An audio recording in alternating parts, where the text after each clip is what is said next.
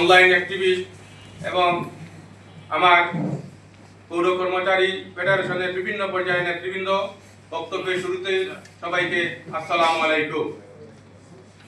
প্রিয় সাংবাদিকবৃন্দ এবং উপস্থিত নেতৃবৃন্দ, আপনারা জানেন বিগত সরকার 2015 সালে বাংলাদেশের চাকরিজীবীদের জন্য 8ম পে স্কেল দিয়েছিল।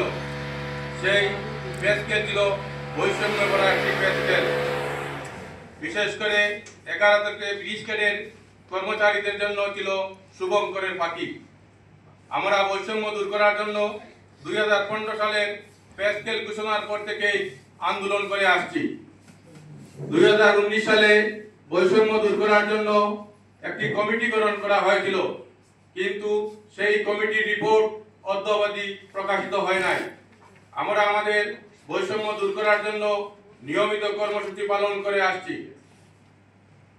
এই সকল কর্মসূচি পালন করতে গিয়ে ফ্যাসিস্ট সরকারের সময় আমাদের অনেক নেতৃবৃন্দ বিভিন্নভাবে হয়রানির শিকার হয়েছে। 5 আগস্ট 2024-এর পরে কর্মচারীরা বুক ভরা আশা নিয়ে অপেক্ষা করেছিল, এইবার এই হাজারো শহীদের রক্তের উপর দাঁড়িয়ে যে সরকার প্রতিষ্ঠিত হয়েছে, সেই সরকার প্রধান নোবেল বিজয়ী ডক্টর প্রফেসর ইউনূস আমাদের দাবিগুলো মেনে নেবেন এবং বাস্তবায়ন করবেন।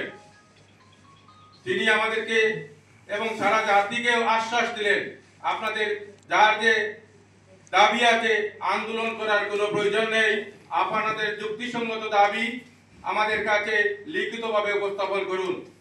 আমরা তার কথা আশান্বিত হয়ে আমাদের দাবি সমূহ উপস্থাপন করলাম। আমাদের দাবির মধ্যে পে কমিশন গঠন সহ পে স্কেল বাস্তবায়নের পূর্বে 50% মহার্ঘ ভাতা সহ 7 দফা দাবি ছিল।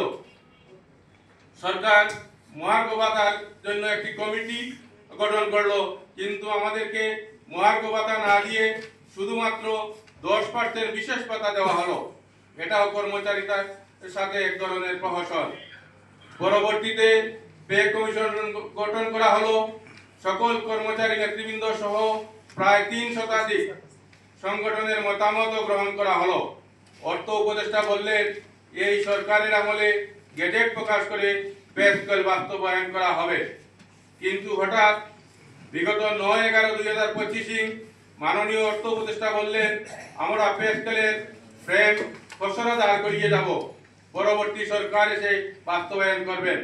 আমরা তার এই কথার তীব্র প্রতিবাদ এবং নিন্দা জানাচ্ছি। তার এই বক্তব্যে বাংলাদেশের 18 লক্ষ কর্মচারী হতাশ। আমরা তার বক্তব্য প্রত্যাহারের জন্য আহ্বান জানাচ্ছি।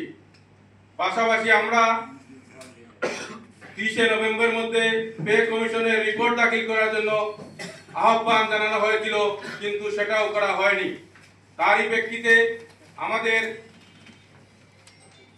প্রেক্ষিতে আমরা আগামী 15 ডিসেম্বর নবম পে কমিশনের গেজেট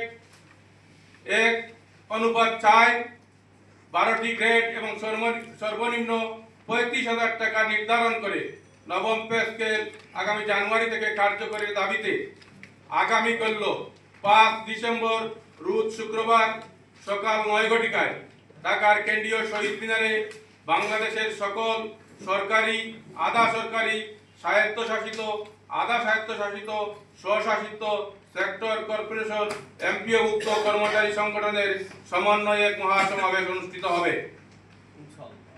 উক্ত সমাবেশ সফল করতে বাংলাদেশের অন্যান্য সংগঠনের ন্যায় বাংলাদেশ পৌর কর্মচারী ফেডারেশন রেজিস্ট্রেশন নং 35 দাবি আদায়ে ঐক্য পরিষদের সাথে একাত্মতা ঘোষণা করছে এবং আগামীকালকের মহাসমাবেশ সহ আগামীতেও কর্মচারীদের যে কোনো ন্যায়সম্মত ও বৈষম্যহীন সকল আন্দোলন সংগ্রামে সর্বাগ্রে আমরা এগিয়ে আসবো ইনশাআল্লাহ।